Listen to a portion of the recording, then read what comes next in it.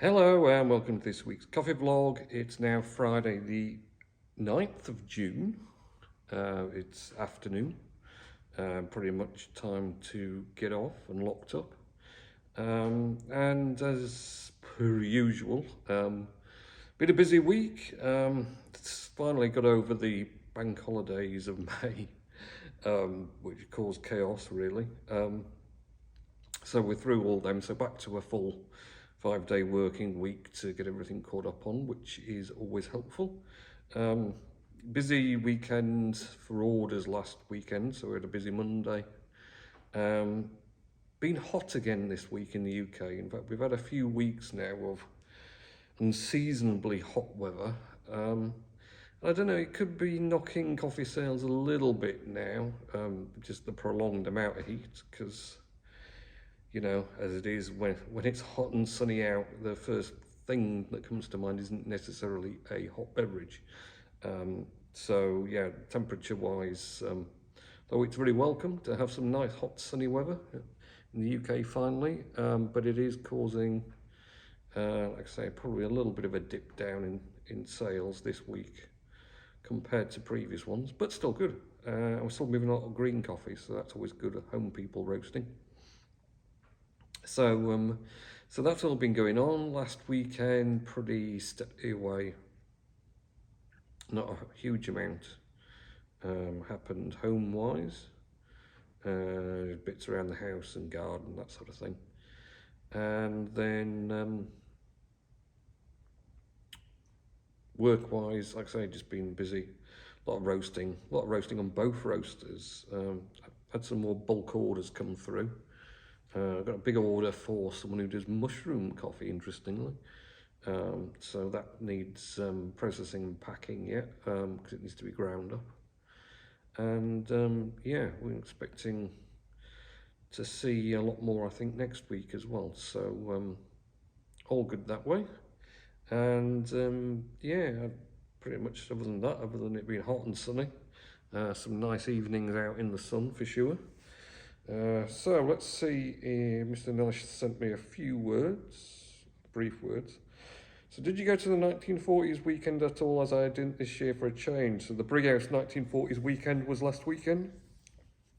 And apparently Brighouse was rammed with people, very busy.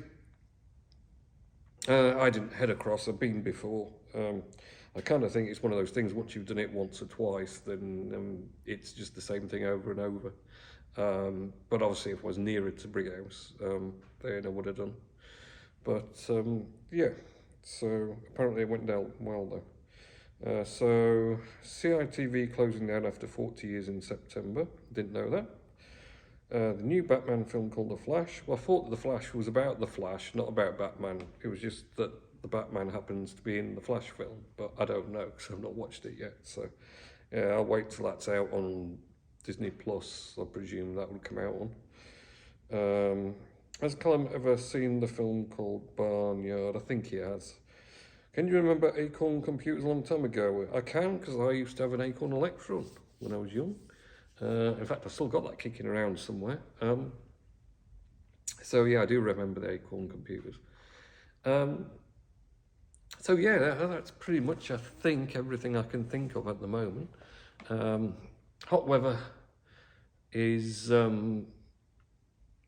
obviously for cars is not ideal, because you always end up really hot cars, but some of the favourite features I have of the Tesla Model Y, or Tesla in general, because it's not exclusively to that one, it is the app-based features that you can obviously do stuff with the car from the mobile phone app. And a couple of those are, it has vents, so you press a button in the app vents, and it just cracks open all the windows of the car, just like a centimetre or so to let the hot air out, which when it's a hot sunny day, just stops the car getting baking inside.